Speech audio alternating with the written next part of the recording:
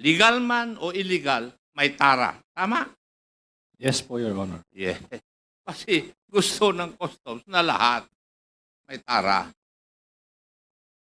Yes po, Your Honor. Now, that brings us to the issue, maski lahat ng mga kagamitan, mga agricultural products, tumataas ang presyo dahil dyan sa tara system na yan. Kasi ipapasa lahat dun sa hanggang sa consumer eh.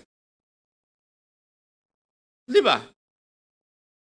Minention kanina ni Mr. Guban, yung rice. Kaya nga mataas ang presyo ng rice eh, dahil pinapasa lahat.